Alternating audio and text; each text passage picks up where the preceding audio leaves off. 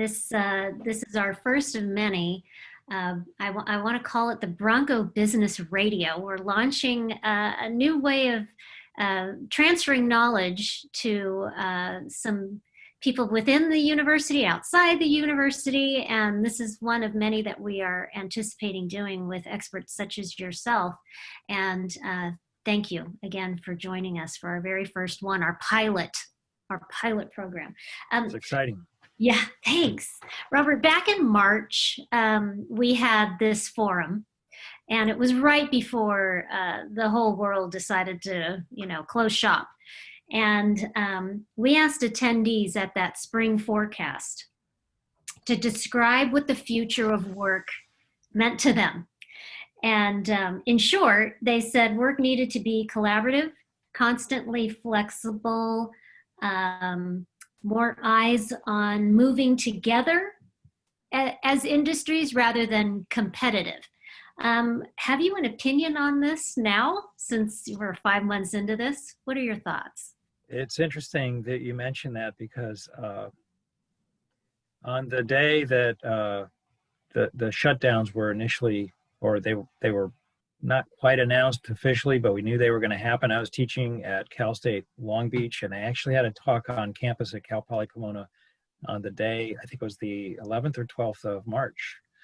And so I was right there on campus and giving an economic outlook presentation on what things were going to look like with the shutdown. And I think back then it was very hard to know what the next several months would hold. But these points about collaboration and working together and so on, and the fact that we've all, I guess, out of necessity, embraced online virtual meetings such as this, really point to the fact that we, out of necessity, each of us has had to figure out a path forward, as have our organizations.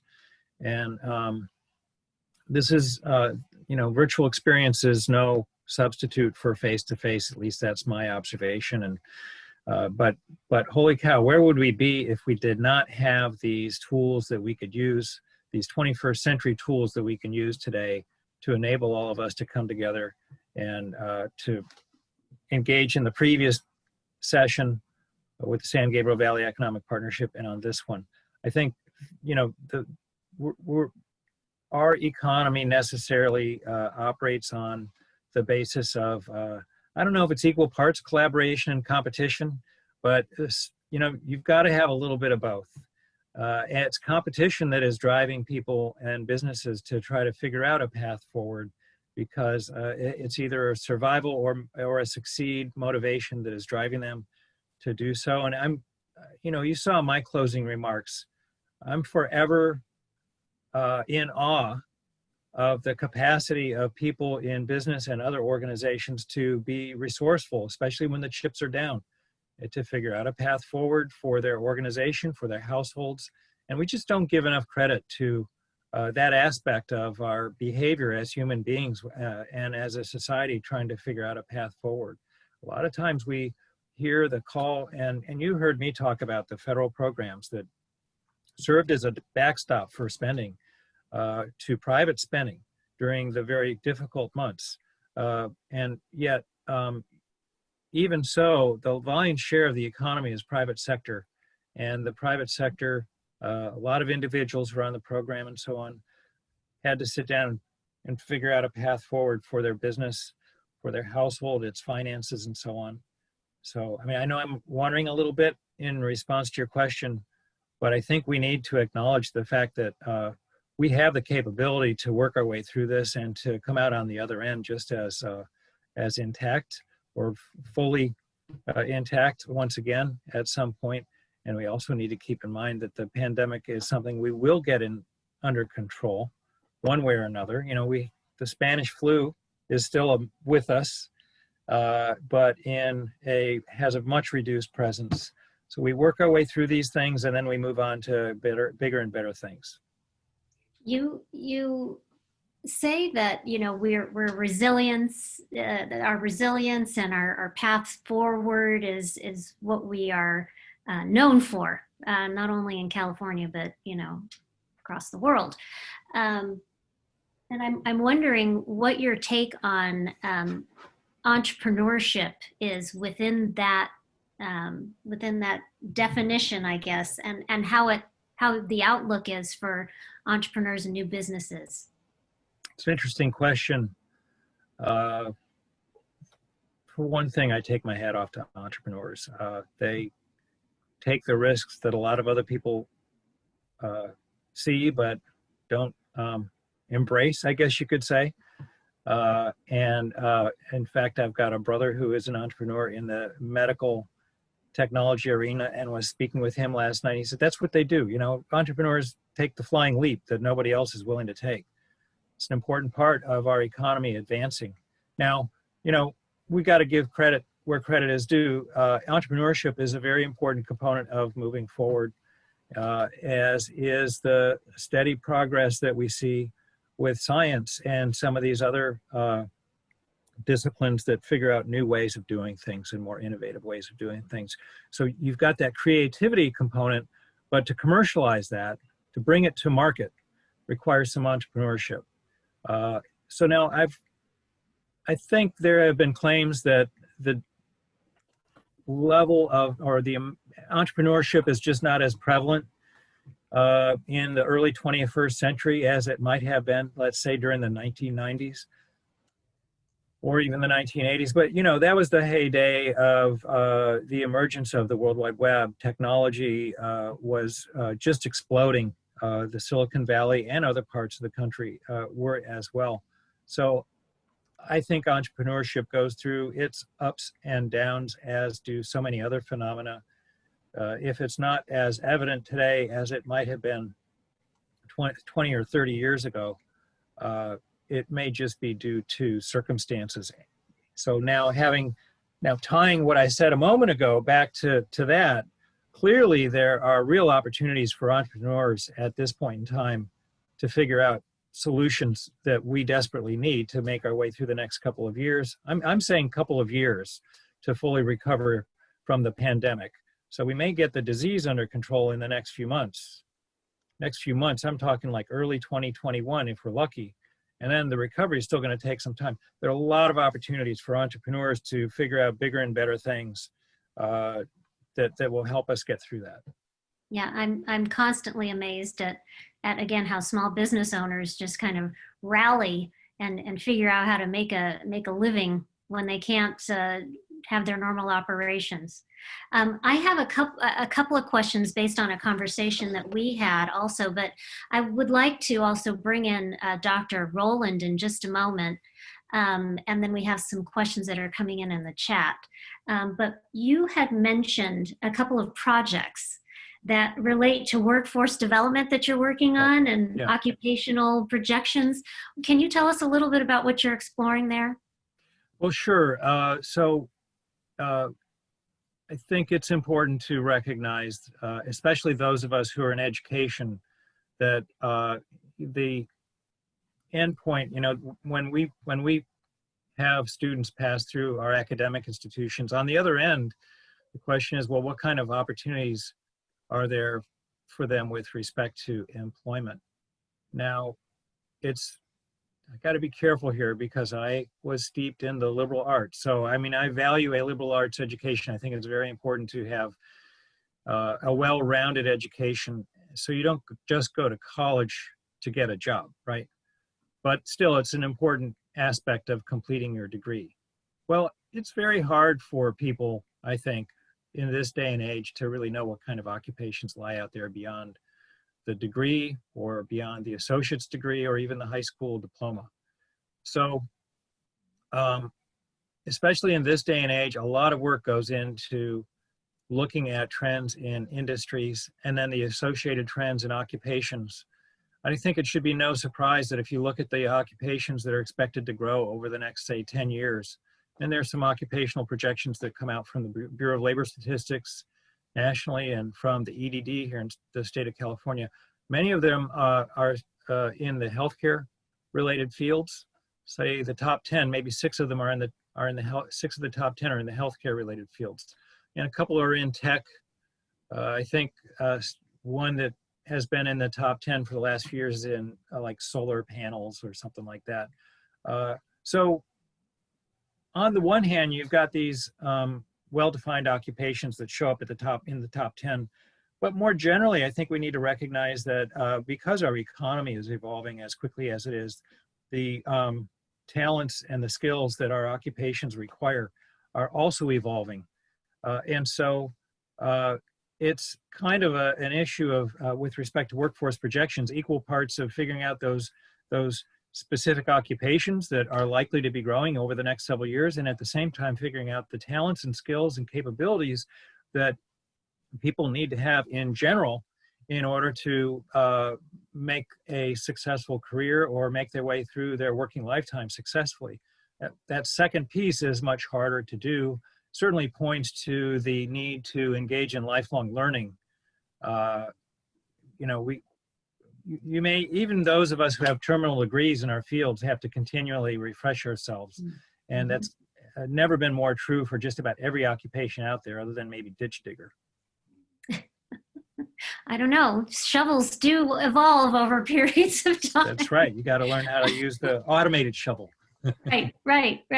You know, you mentioned all of this that we are actually working on in the College of Business too, where we're talking about reskilling a new workforce or a re-entering workforce, and basically the skills that pay the bills, and communication fondly is what my area of expertise and what I teach at Cal Poly Pomona. Do you see any other basic skills that really need some honing in? Like what should we really be focusing in on? Well, I think I kind of deal with this at a 5 to 10,000 foot level, as opposed to being an educator who, you know, people who just specialize in those aspects of education are probably better suited to answer those questions. Otherwise, I'd end up going off on my pet peeves, which of course are, not of course, but include, to your point, the importance of communication. You know, we can have all the great technical minds in the world, but if there's no communication of those great ideas, then there's a loss there. And so in my field, for example, one has to have sort of equal parts of technical and communication capabilities, and more of our of the areas of our economy and those occupations in those areas, I think, require both. The people who rise to the top in their profession and in their industries oftentimes are not just good at their technical talents, but also very good or more likely outstanding with respect to their communication skills and persuasion skills. Thank you. You've created job security for me. Appreciate it. Dean Rowland, would you like to pose some questions for Dr. Kleinhenz?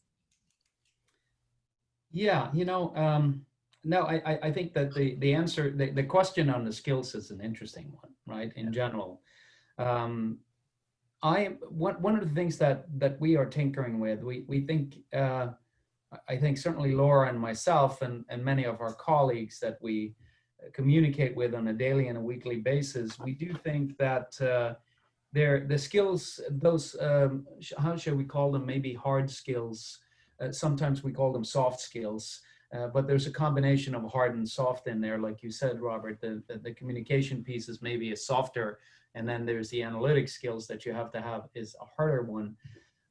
One of our things internally, certainly in the College of Business, is that we do think that there's a prelude to that, which is to really promote a growth type mindset or an entrepreneurial type mindset, not meaning that everybody's going to be an entrepreneur, but that we all focus on that ability to roll up our sleeves and fight an uphill battle. I mean, there are people out of jobs who I am sure are totally dismayed about their own professions because they were doing well, and then basically the floor fell from underneath them, and they probably don't see themselves on a pathway to a new thing. but in terms of your experience on the economy, which is, largely a psychological phenomenon, as we know, right? I mean, it's a response to everything we see in there, and it's an inclusion of everything we see in the markets. Do you have any recommendations on really that growth mindset? I mean, what do we tell people? We want people to get into to a reskilling situation. Is it, how do we really do this mindset piece? Is there something from the economics of the situation that will give people hope? And I think I saw some things today, but I'm just thinking on an overall basis, what are the things that will give people hope, assuming that they have this growth mindset to attack, kind of the next phase of learning that they have to engage with? As some of you know, I not only have my affiliation with Cal Poly Pomona, but I also am teaching economics at Cal State Long Beach, and I taught for almost 20 years in a past life. These last few months, sitting behind the computer screen and talking to students, many of whom are upper division students or graduate students who are pursuing certificates or graduate programs and having to take economics, you can see the worry on their faces. I think it's important for us to reassure each other. We're all in this together. And there are a lot of times when I find that it's important to just sort of sit back, forget the content, and talk a little bit about what's going on, so people realize, especially young people, realize that the circumstances we're going through right now, maybe a number of us have faced, maybe not identical, but similar circumstances in our lives at certain points. And you just need to kind of I don't want to say chug along. You need to figure out how to pursue things and be persistent.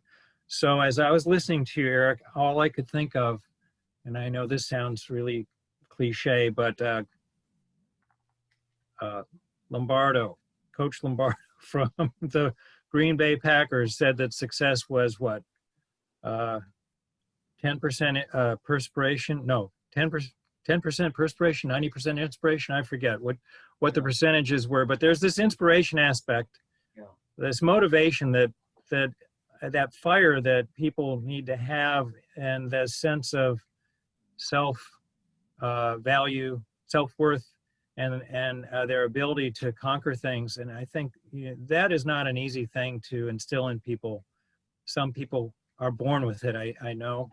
Others acquire that. And so if you've got a part of your curriculum, and it may be embedded in that entrepreneurship aspect, that gets people to realize that they're developing a lot of skills. They're also developing the capacity to push beyond what they think are their limits. I mean, that's what is a college education but a survival test? And you hang in there long enough, and hopefully you succeed here and there. And if you're fortunate, you've succeeded on many different fronts, and then you come out at the other end with not just a degree, but you've learned a whole lot about yourself.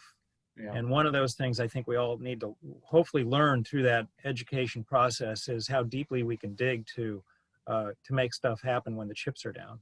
I don't know how else to characterize that. Right. It's not really, very eloquent. You know what though? It is very eloquent, because we could talk statistics and data and forecasts all day long, but when it comes right down to it, it's really about, just sticking with it, being resilient, persevere, and, sometimes those things can't be taught, but we certainly can project them to our constituents, our students. Yeah, let them know that it's by digging deep, you buy yourself another day, you buy yourself a new opportunity. So you dig deep and you keep your eyes wide open for those opportunities. This is where that entrepreneurship aspect is so important. Being mindful of the fact that there are opportunities out there. You just need to be ready for them, be ready to take advantage of them or capitalize on them. And so you really owe it to yourself and to your organization, to your household, your family, to really adopt that stance, which is to be alert to opportunities and be ready to take advantage of them. Does that sound like an entrepreneurial bent? Maybe. Um, and and they just know how to do it better than other people, maybe, or they're more risk prone. But even those people who are not risk prone should be ready to take advantage of opportunities in order to make their path forward in life. Yeah, and certainly you don't want to stand on the sidelines and just dig your heels and wait. You've got to make things happen sometimes. Yeah, I tell people, I tell young people, you know, you create your future, and you're the person who's in charge of your future. There's nobody else who's in a better position to create that outcome. It doesn't just happen. Yeah, absolutely. Laura, can I Yeah. make a comment? We have a question also from Carrie Ewing out here, asking if we're aware of emerging markets as a result of the pandemic. And I just want to say that first of all, historically, when we have these kinds of challenges like the pandemic, we don't have this scale that often, but when we have these challenges, it is the most productive time in terms of developing new products and new services. So it is, you know, we have all the data from every time we run into a big issue like this. It is, people do actually get busy and roll up their sleeves. So there's much more activity. Her question, I guess, is, are there any particular markets that we are seeing as a result of that, you know? And I don't know, maybe Robert has seen that, but that's a... Well, I'll just make one observation, maybe two. There are a lot of things that we have all gotten used to in recent months that were already out there, right? So virtual meetings, there are many providers. We happen to be on Zoom. There are others. They've been around for a long time. And many of us have worked for organizations that have had subscriptions to them, but maybe we haven't used them all that often. And now all of a sudden we're doing so. So that's one observation. So there's a certain path that we were already on with respect to the adoption of technology, and it certainly has accelerated over the last few months. Now, the second example that I want to cite has to do with manufacturing, and it's a little bit more general, but during the Great Recession, we saw job counts really plunge in manufacturing. It was a part of a longer trend. So manufacturing employment in the United States has been falling since 1979. So it's not like the decline in manufacturing jobs has been something new. Many people think that the displacement of those jobs has been because of jobs moving to Mexico, to China, and some of our other trading partners that do so much of our 21st century manufacturing. But technology really has been one of the driving forces behind both first, greater efficiency in that sector, and second, the loss of jobs, for better or for worse. That really accelerated during the Great Recession. So firms had to figure out a way to survive, not just within the current economic cycle, but also globally. And so they increasingly moved toward automation and adopted additional technology opportunity as the opportunities presented themselves. And I see that happening right now, not just in manufacturing, but in so many other segments of the economy. So to Eric's point, this is a time that just really brings, you could almost say it brings the best of resourcefulness out in people because it's out of necessity, you know. It's true. And you know, the I guess you can call them the side hustles now may become your main source of income too. Whatever you've been maybe doing on the side, you can now bring into your world as its main source. I know that we have many in the audience that have stayed that might want to unmute themselves and ask questions on their own, because I would love to hear your voice as well. So if you would like to, just unmute, and I don't know if you want to raise a hand. I think we should just go for it. You should just talk out loud and ask Dr. Kleinhenz, and we'll see what comes out of that. I certainly have a list, but I'd rather hear from the audience. Likewise.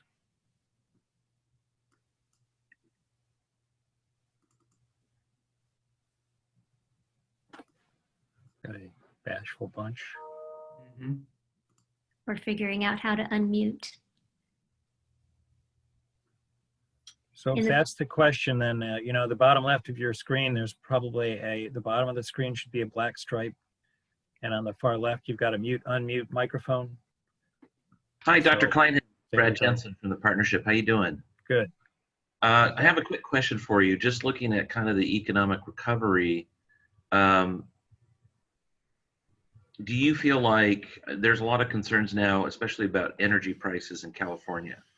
Part of that is just the ongoing wildfires and how that affects our electrical utilities, but also the very high price that we're paying in California. Our industrial electricity cost is about 100% higher than most other states.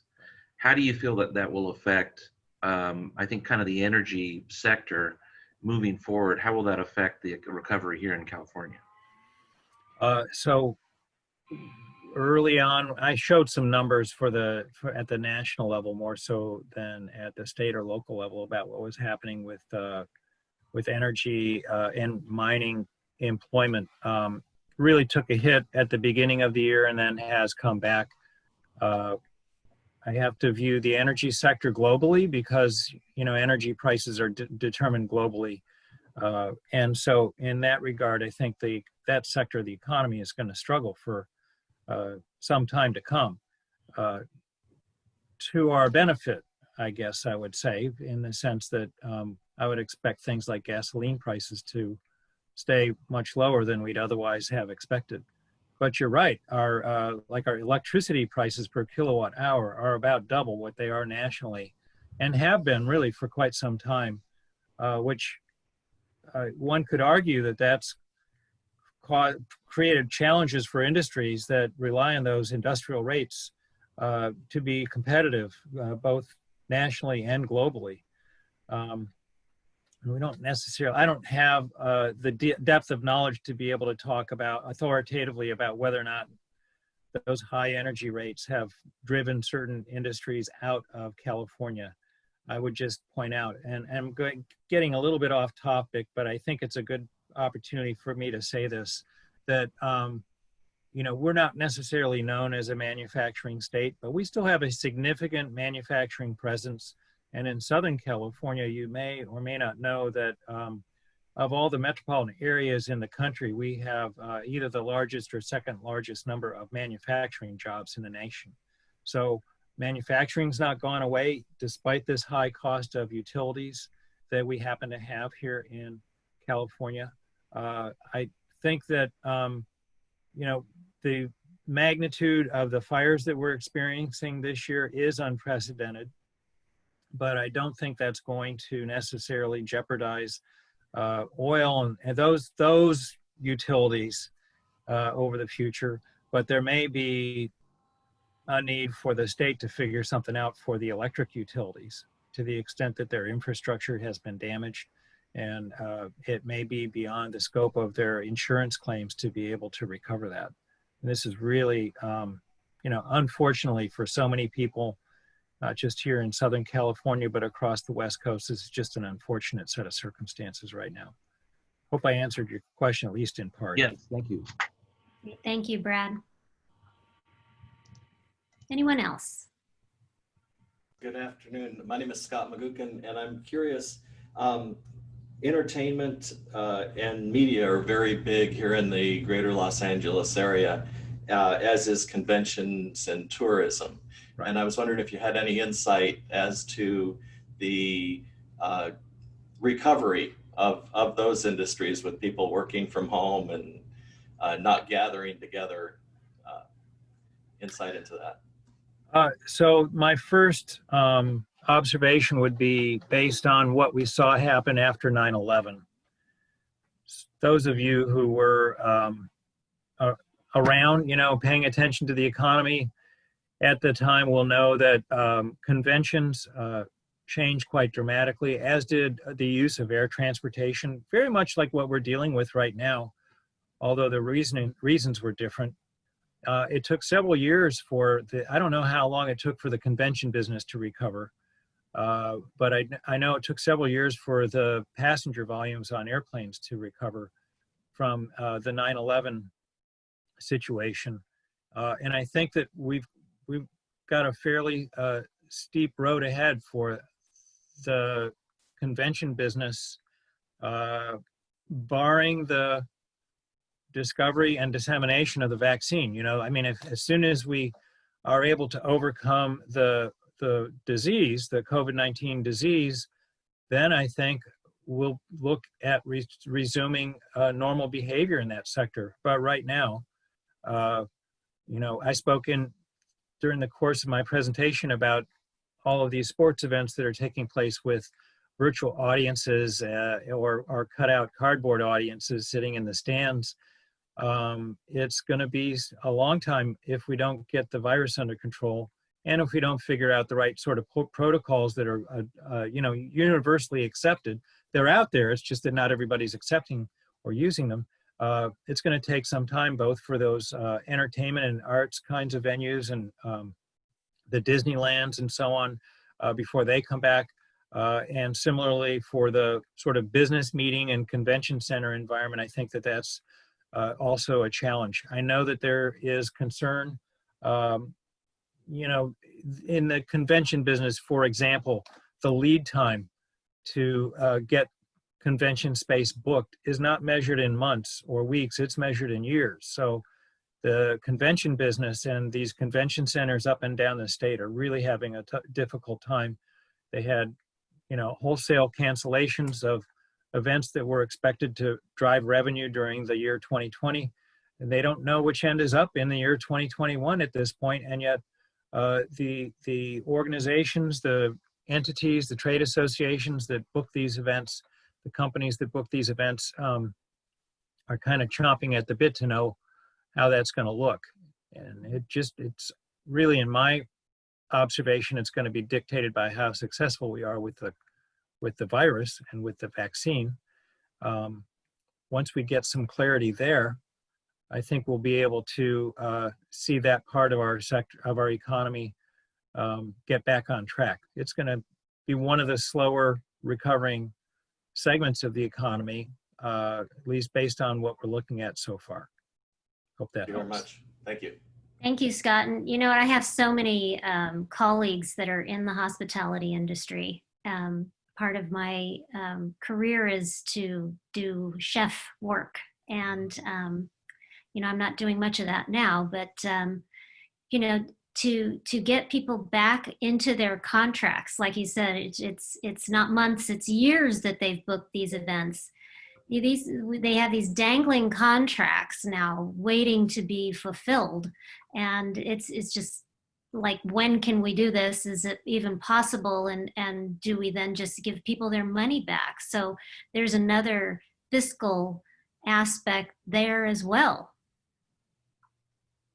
Absolutely. So I don't know if you were looking for a response, but you know, a lot of communities rely heavily on things like bed taxes as a source of revenue for their general funds.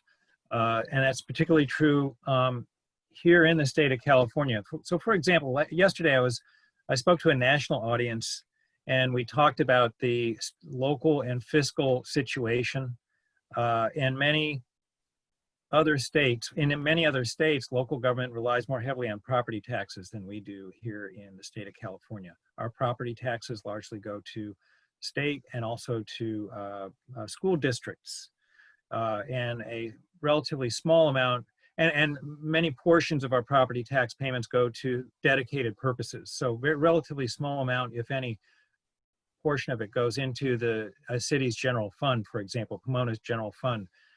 Sales tax and bed taxes are the major sources of those revenues, and visitors to our communities, like to the Pomona the fairgrounds, or to the Long Beach Convention Center, the LA Convention Center, or out in the Inland Empire, those facilities, and so many meeting centers in the San Gabriel Valley. The bed taxes, and then the tax proceeds from food and retail on the part of these visitors is really important to an important contribution to the coffers for these cities. So that loss in recent months and going forward is effectively jeopardizing the budgets of many of the communities in which we live. So I'm sure we've all heard of our communities either facing budget cuts. They may have already passed budgets for 2021 that include certain budget cuts. That's something that's going to be with us for a while. Mm-hmm. For sure, for sure. I wanted to be respectful of your time, Dr. Kleinhenz. You gave us more than the 30 minutes that I asked for. Okay. But I just wanted to tell you this. Speaking of the Fairplex, they had a drive-through get your fair food event where you could basically sit in your car, order your funnel cake and fried butter, and then drive through and pick up your food. And I thought that is just ridiculous. But you know what? People were spending 3 hours in the line to get their fair food. So back to the whole resilience and trying to get to a place where we can start making good incomes again and getting people back to work. I think that's just one of the many ways that we're doing it. Yeah, I'm sorry I missed out on that opportunity, but holy cow, it's equal parts support for the institution and, getting the gratification you can get from eating lots of sugar, fat, salt, and things like that, makes you feel better. Not you, but makes the visitors feel better.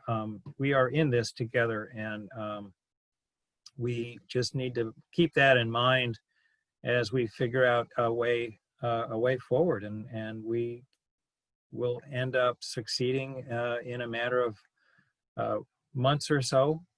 And as I said at the outset, some industries are harder hit than others. They will take longer to recover. The top level numbers that we hear about in the news are going to show that pain long after many of us are back fully on our feet. So the sooner we get back on our feet and get moving forward, the better it will be for everybody else. Absolutely. Thanks everybody for your time today. Thank you for our pilot episode of Bronco Business Radio, and to the audience that stayed, I thank you for your time as well. Dean Roland and the team at the San Gabriel Valley Economic Forecast Summit today. We did a good job, I think, bringing this virtually to you. And thank you for having me as your MC. And we'll see you in, hopefully, the spring.